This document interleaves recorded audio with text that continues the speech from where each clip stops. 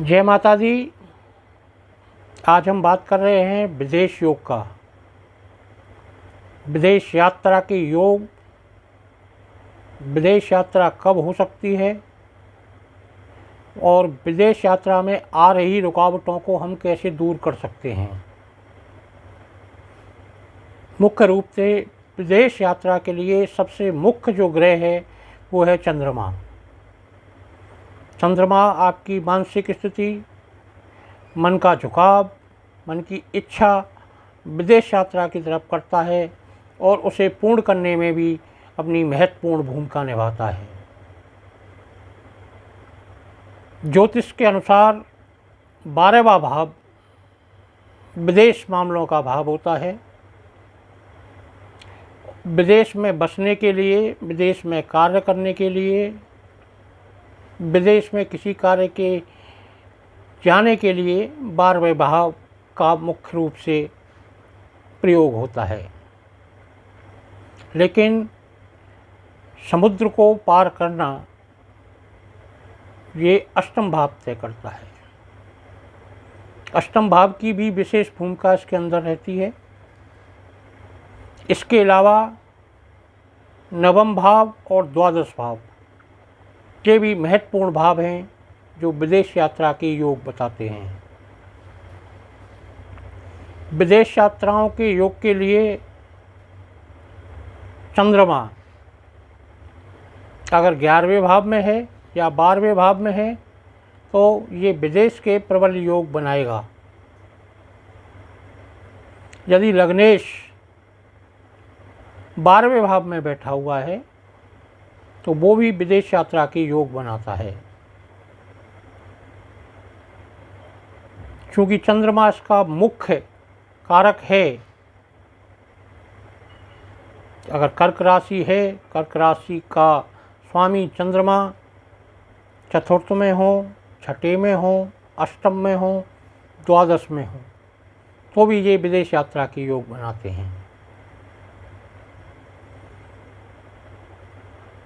इसके अलावा जो योग बनते हैं उसमें कुंडली का दशमेश यानी कुंडली के 10वें भाव का स्वामी और नवांश का जो स्वामी है वो चर राशि में अगर बैठे हुए हैं तो भी विदेश यात्रा का योग बनता है। चर राशि मेष राशि, कर्क राशि, तुला राशि और मकर राशि, यानी कि इनके जो स्वामी हैं जिस घर में बैठे हैं उस पर 1, 4, 7 और 10 अगर लिखा हुआ है तो ये भी एक रूप से विदेश यात्रा का योग है। चंद्रमा मुख्य भूमिका अदा करते हैं। चंद्रमा चतुर्थ में हो तब भी विदेश यात्रा का योग बना देते हैं, अष्टम में हो तब भी विदेश यात्रा का योग बना देते हैं। इसके अलावा अगर 9वें भाव के स्वामी 12वें भाव में बैठे हों, 12वें भाव के स्वामी 9वें भाव में बैठे हों तब भी विदेश यात्रा का योग बनता है। या सप्तम भाव के स्वामी 12वें भाव में बैठे हों या 12वें भाव के स्वामी सप्तम में बैठे हों तब भी विदेश यात्रा का योग बनता है। ये 2 परिवर्तन योग होते हैं जो विदेश यात्रा का योग बनाते हैं। 9वें का स्वामी 12वें में और 12वें का स्वामी 9वें में, ये पहला। 7वें का स्वामी 12वें में और 12वें का स्वामी 7वें में, ये दूसरा। परिवर्तन योग के हिसाब से बनते हैं। और जो ग्रह इसके योग कारक हैं इसमें वो शनि और राहु होते हैं। शनि और राहु की अच्छी स्थिति भी विदेश यात्रा कराती है। शनि और चंद्र एक साथ बैठ जाएं या एक दूसरे को पूर्ण दृष्टि से देख लें तब भी विदेश यात्रा का योग बनता है। ऐसे ही राहु और चंद्र एक साथ हों या एक दूसरे को देख रहे हों तब भी विदेश यात्रा का योग बनता है। इसके अलावा शनि और राहु के जो नक्षत्र हैं उसमें अगर चंद्रमा बैठा हुआ है तब भी विदेश यात्रा का योग बनता है। जैसे शनि के जो नक्षत्र हैं, पुष्य नक्षत्र है, अनुराधा नक्षत्र है, उत्तर भाद्रपद नक्षत्र है, इसमें अगर चंद्रमा बैठा हुआ है तब भी विदेश यात्रा के योग बनते हैं। राहु के नक्षत्रों में भी अगर बैठा हुआ है चंद्रमा, राहु के आर्द्रा नक्षत्र है, स्वाति नक्षत्र है और शतभिषा नक्षत्र है, इसमें भी अगर चंद्रमा बैठा हुआ है तो भी आपके विदेश यात्रा के योग बनते हैं।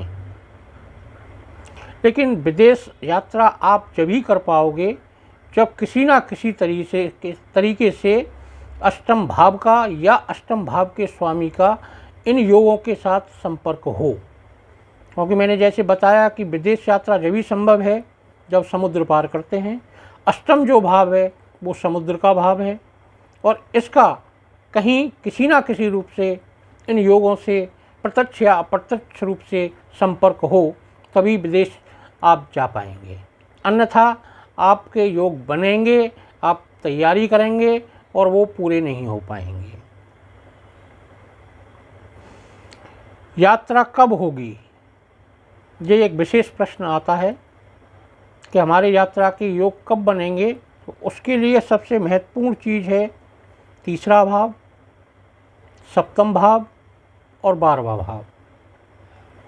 क्या तो आपके तीसरे भाव में 7वें और 12वें भाव के स्वामी आ गए तब आपके विदेश यात्रा का योग बन जाएगा। 7वें भाव में तीसरे और 12वें भाव के स्वामी आ गए तब भी आपकी विदेश यात्रा का योग बनेगा। या 12वें भाव में तीसरे और सप्तम भाव के स्वामी आ गए तब भी आपका विदेश यात्रा का योग बनेगा। ये स्थिति गोचर में भी हो सकती है। गोचर में भी अगर इस तरीके से आ रहे हैं तब भी आपको परिणाम यही मिलेंगे। इसके अलावा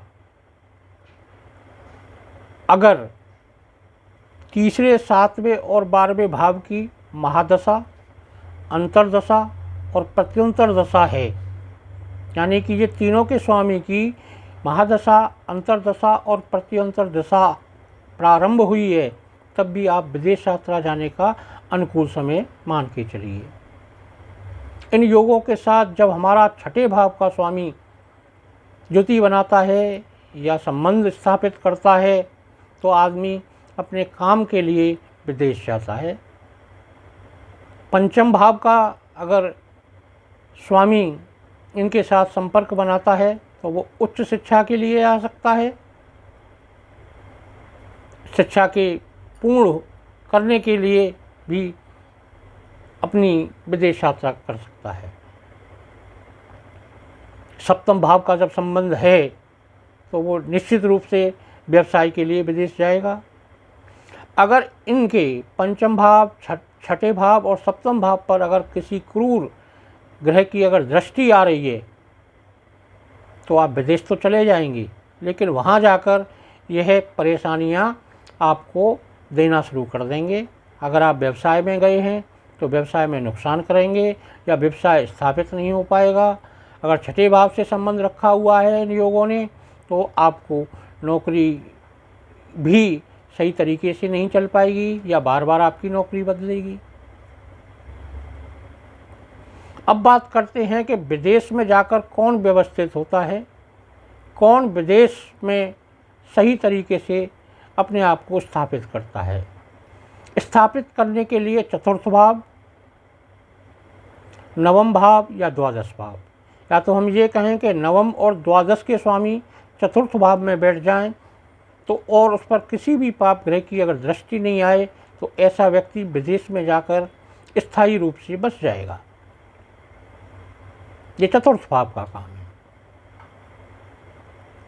स्थायी रूप से जब ही बच सकता है जब चतुर्थ का संबंध नवम या द्वादश से हो, चतुर्थ का संबंध सीधा सीधा चंद्रमा से हो, चतुर्थ का संबंध सप्तम या 12वें भाव से हो, तो ऐसा व्यक्ति विदेश में स्थायी रूप से बसता है और सुखी जीवन व्यतीत करता है। जिन लोगों के ये योग हैं और उनको जाने में अगर परेशानी आ रही है तो इसके 2-3 महत्वपूर्ण उपाय हैं, वो आप करें, आपको निश्चित परिणाम प्राप्त होंगे। सबसे पहला जो उपाय है वो है कि सूर्य को आप नित्य प्रतिदिन नहाने के बाद जल दें और जल में लाल मिर्ची के दाने डालें। ये सबसे महत्वपूर्ण उपाय है। इस उपाय से आपके पासपोर्ट में, वीज़ा में या किसी और चीज़ में जो भी समस्या आ रही है वो समस्या दूर हो जाती है। दूसरा, उड़ते हुए हनुमान जी की तस्वीर आप अपने शयन कक्ष में लगाएं, जहाँ पर आप सोते हैं। उड़ते हुए हनुमान जी की फ़ोटो अगर आप वहाँ लगाते हैं तब भी यह एक आपको सहायता प्रदान करता है आपकी विदेश यात्रा के लिए।